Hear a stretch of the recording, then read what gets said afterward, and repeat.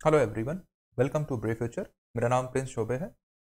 आज की वीडियो में हम लोग बात करेंगे स्पेशली क्लास 10th और 12th के बच्चों के लिए जिनका पेपर इस मंथ यानी स्टार्ट होने वाला है सीबीएसई का। तो यहाँ पे हम लोग प्रॉपर तरीके से देखेंगे जो इम्पोर्टेंट गाइडलाइंस है सीबीएसई के द्वारा, वो क्या है। उसके अलावा जो सीबीएसई का सैम्पल पेपर है वो हमें कहाँ से मिलेगा, कैसे पढ़ना है। साथ ही साथ जो रिवाइज सीबीएसई का सिलेबस है वो क्या होने वाला है, और उसके अलावा कई जो अपडेट्स हैं उनके बारे में हम लोग यहाँ पे देखेंगे। आइए बिना देर किए स्टार्ट करते हैं, और उससे पहले आप चैनल को सब्सक्राइब कर लीजिए ताकि प्रॉपर अपडेट वीडियो का आप तक पहुँचता रहे। इसके अलावा मैं और भी वीडियो लेकर आऊँगा, और कुछ वीडियो ऑलरेडी चैनल पे मतलब आ चुकी हैं, आप उसे भी जाके वहाँ पे देख सकते हो। जैसे क्लास 10th के जो बच्चे हैं उनके लिए मैंने एमसीक्यू फॉर्मेट में जो क्वेश्चन बनाया हुआ है specially for metals and non metals, acid and bases, वहाँ से आप जाके देख सकते हो। जैसे क्वेश्चन एग्जाम में आएंगे मैंने उस फॉर्मेट में वहाँ पे बना रखा है, तो आप एमसीक्यू फॉर्मेट में जाके वहाँ पे खुद से टेस्ट दे सकते हो या फिर आप उसको सॉल्व कर सकते हो। राइट, आइए स्टार्ट करते हैं और देखते हैं कि क्या चीज़ें इंपॉर्टेंट होने वाली है आज की क्लास में। यहाँ पे हमें जो फर्स्ट पॉइंट ये देखना है कि हमें पेपर के टाइम पेंसिल का यूज़ नहीं करना है। पेंसिल का यूज़ नहीं करना है, वहाँ पे ब्लू और ब्लैक पेन का यूज़ करना है। और जो पेन का यूज़ करेंगे वो डॉट पेन होनी चाहिए, मतलब बाल पॉइंट पेन होनी चाहिए, और वो ब्लू हो या फिर ब्लैक हो। इसके अलावा कोई अन्य पेन का, अदर पेन का यूज़ नहीं करेंगे, और सख्त मना है कि आप पेंसिल का यूज़ नहीं करोगे। राइट, नेक्स्ट पॉइंट आपके लिए जानना ये ज़रूरी है कि एग्ज़ाम टाइम में जो इन्फॉर्मेशन, आप जो डिटेल्स अपने बारे में फिलअप करोगे वो ओएमआर सीट के अंदर फिलअप करोगे। आप जिन बच्चों को अभी जानकारी इस बारे में नहीं है, नॉलेज नहीं है, वो चाहे तो सीबीएसई के द्वारा जो ओएमआर सीट प्रोवाइड कराई गई है प्रैक्टिस के लिए, उसे आप जाके डाउनलोड कर सकते हैं और उसे खुद से प्रैक्टिस कर सकते हैं। इसके अलावा मार्केट में भी जो सैंपल है सीबीएसई के ओएमआर का वो आ चुका होगा, आप वहाँ से भी जाके उसे परचेज़ कर सकते हैं। ज़्यादा नहीं, आप कुछ सीट उसका परचेज़ करके आप प्रैक्टिस कर सकते हैं ताकि एक अच्छी प्रैक्टिस हो जाए एग्ज़ाम के पहले, और फिर आपको एग्ज़ाम हॉल में किसी तरीके का कोई प्रॉब्लम ना हो। राइट, और इम्पोर्टेंट बात ये है कि जो क्वेश्चन पेपर कोड होता है वो क्वेश्चन पेपर में दिया रहेगा, उसको आपको देखकर कहाँ भरना है, आपको ओएमआर सीट में भरना है। राइट, क्वेश्चन पेपर कोड को आपको ओएमआर सीट के अंदर भरना है, तो वो कोड क्वेश्चन पेपर में आपको दिया रहेगा। राइट, नेक्स्ट पॉइंट आपके लिए ये है कि जैसे मैं बोल दूं कि आपको अपनी हैंड राइटिंग में एक लाइन वहाँ पे लिखनी रहेगी। जैसे लाइन क्या हो सकती है वहाँ पे, I confirm that all particulars given above are correct. यानी इस तरह से आपको अपनी हैंड राइटिंग में एक लाइन वहाँ पे लिखनी पड़ सकती है, लिखनी होगी। ये एक रूल होता है, आप वहाँ उसको ऐसे जो वहाँ सेंटेंस सामने लिखा होगा उसको वहाँ पे आप लिखोगे। राइट, इसके अलावा ये जानना है कि जैसे जितने क्वेश्चन दिए हैं, सपोज दैट अगर आपको 60 क्वेश्चन अटेम्प्ट करने हैं तो आप 60 अटेम्प्ट करो। ऐसा नहीं करना है कि नंबरिंग बढ़ा के आप एक्स्ट्रा क्वेश्चन लिख के वहाँ पे चले आओ, तो ये काम नहीं करना है। जितने क्वेश्चन अटेम्प्ट करने, पर सेक्शन में आपको एक फिक्स क्वेश्चन अटेम्प्ट करने होंगे, उसे ध्यान से पढ़ना है आपको। वहाँ पे कोई भी गलती नहीं करनी है, ध्यान से पढ़ना है, और जितने क्वेश्चन अटेम्प्ट करने हैं वो पूरे क्वेश्चन आपको वहाँ पे अटेम्प्ट करना होगा। साथ ही साथ आपको ये पता है कि पेपर में किसी तरीके की कोई नेगेटिव मार्किंग नहीं है, तो ऐसे में क्वेश्चन जो है आप सारे अटेम्प्ट करना, मतलब जितने अटेम्प्ट करने हैं वो सारे करके आना, आप क्वेश्चन छोड़ के नहीं आना, क्योंकि अगर नेगेटिव मार्किंग नहीं है तो आपके मार्क्स कटने का कोई डर है नहीं वहाँ पे। बट जो आंसर आपको सही आता है, ठीक तरीके से आता है, या फिर आसान है, ईजी है आपके लिए, उसे आप पहले अटेम्प्ट कर सकते हो, और जो नहीं आता, जहाँ पे डाउट लग रहा है, वो आप लास्ट में अटेम्प्ट कर सकते हो। राइट, इसके अलावा मैं और भी आपको जो डिटेल्स है वो देता हूँ सीधे एक इमेज के थ्रू, जहाँ से आप समझ सकते हो सारी बातों को लेकर।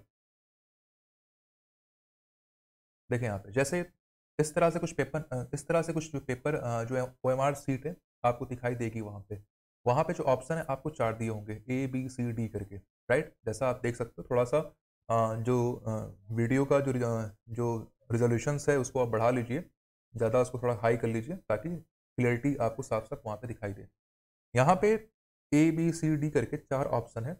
राइट, किसी क्वेश्चन के लिए, उसके अलावा उसके बगल में एक बॉक्स दिया होगा, और उसके साइड में फिर उस क्वेश्चन जो नंबर है वो ऑलरेडी फिर यहाँ सर्कल में दिया होगा। ठीक है, यानी आपको क्वेश्चन नंबर, चार ऑप्शन, फिर एक खाली बॉक्स होगा, और फिर यहाँ पे उस क्वेश्चन नंबर को दोबारा यहाँ पे लिखा होगा।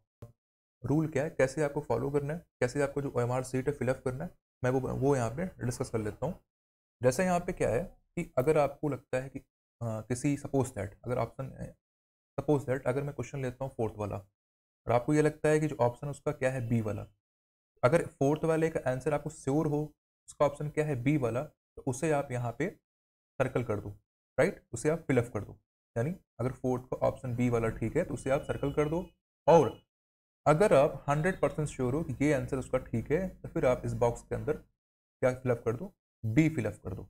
यानी जो आपने यहाँ पे जिस सर्कल को आपने यहाँ पे फिलअप किया है उसको ही यहाँ पे फिर आप फिलअप कर दो। अगर बी ऑप्शन ठीक है तो फिर बी वाला यहाँ पे फिलअप कर देना, बट कंडीशन है कि अगर आप श्योर रहना, गलती ना करना, क्योंकि अगर एक बार गलती होगी दोबारा आप उसको फिर ठीक नहीं कर सकते हो। तो ये तरीका होता है। एक एग्जाम्पल और लेते हैं, मान लो आपने फिफ्थ वाले का आंसर देखा कि सी वाला ठीक हो रहा है, तो सी वाले को आप क्या करो, सर्कल कर लो, यानी उसको आप फिलअप कर लो। और फिलअप करने के बाद फिर इस बॉक्स के अंदर आप सी यहाँ पे मेंशन कर दो, राइट। यानी अगर आप लगता है सी वाला सही है तो फिर आप सी क्या करो यहाँ पे मेंशन कर दो। और इस तरीके से क्या होगा कि आपका जो सारा प्रोसेस है वो चलेगा। अगर कोई क्वेश्चन आपको नहीं आता है या फिर अटेम्प्ट नहीं करते हो तो आप फिर इस वाले सर्कल पे फिलअप कर देना। मान लो आपको लगता है कि फिफ्थ वाला जो है वो आपको नहीं करना है या फिर उसका आंसर नहीं आता है, इन दैट केस आप जो फिफ्थ वाला जो सर्कल है ये वाला, इसको आप यहाँ पे फिलअप कर दोगे। तो उससे ये पता लगेगा कि आपने इस क्वेश्चन को अटेम्प्ट मतलब ये क्वेश्चन जो है आपने उसको अटेम्प्ट नहीं किया है या फिर आपको वो नहीं आ रहा था, आपने उसे छोड़ दिया है, राइट। तो ये तरीका है जो मैंने यहाँ बता रखा है, उसे ही सेम आपको वहाँ पे फॉलो करना है, ठीक है। इसके अलावा अगर हम बात करें जो रिवाइज सीबीएसई का सिलेबस है टर्म फर्स्ट का क्लास 10th और 12th के लिए, तो ऐसे में यहाँ पे आपको ये ध्यान रखना है question based only on term first CBSE syllabus will be asked, so students are advised to concentrate on term first CBSE syllabus and topic mentioned in it। यानी आपको ये बात पता है कि एग्जाम के अंदर जो पेपर आएगा वो सिर्फ सीबीएसई के टर्म फर्स्ट सिलेबस से आएगा। ऐसे में आपको सिर्फ और सिर्फ टर्म फर्स्ट सिलेबस पे कंसंट्रेट करना है। आपको सेकंड वाला पार्ट वहाँ पे ज़रा भी उसको टच नहीं करना है। यानी आपको ओवरऑल जो आपका कंसंट्रेशन होना चाहिए वो आपका टर्म फर्स्ट पे होना चाहिए, टर्म फर्स्ट पे सिलेबस पे होना चाहिए जो सीबीएसई के द्वारा प्रोवाइड कराया गया है, ठीक है। इसके अलावा इंपॉर्टेंट बात यह है कि सीबीएसई सैम्पल पेपर की अगर हम बात करते हैं यहाँ पे, तो CBSE sample paper for 10th and 12th have been recently published by the board and are based on revise CBSE syllabus. यानी सीबीएसई का जो सैम्पल पेपर है कहीं ना कहीं वो आ चुका है मार्केट में, आप उसे भी जाके वहाँ पे ले सकते हो ताकि आपकी जो तैयारी है और अच्छी हो जाए। या फिर आप दो एक पेपर गूगल से जो है वहाँ से आप डाउनलोड कर सकते हो, बस सिर्फ प्रैक्टिस के लिए, और उसका कोई मतलब नहीं है, ठीक है।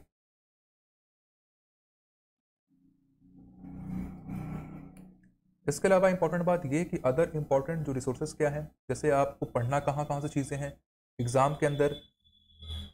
इसके अलावा जो इंपॉर्टेंट जो रिसोर्सेज है वो क्या क्या है, यानी आपको पढ़ना कहाँ कहाँ से, जो पढ़ना है आपको वो पढ़ना है एनसीईआरटी बुक से, राइट। पहला कि beside these resources students are also encouraged to learn other important resources such as NCERT text books, NCERT solutions, previous year papers. यानी आपको एनसीईआरटी जो टेक्स्ट बुक है उसे पढ़ना है, एनसीईआरटी जो सॉल्यूशंस है उसे पढ़ना है, प्रीवियस ईयर जो पेपर्स है उन्हें भी आपको ध्यान में रखना है। ये कुछ इंपॉर्टेंट पॉइंट था जो मैंने आपके साथ शेयर किया है। अगर आपको ज़रा भी इसके बारे में आइडिया अच्छा लगा हो तो प्लीज़ लाइक करें, सब्सक्राइब करें, शेयर करें। Thank you so much.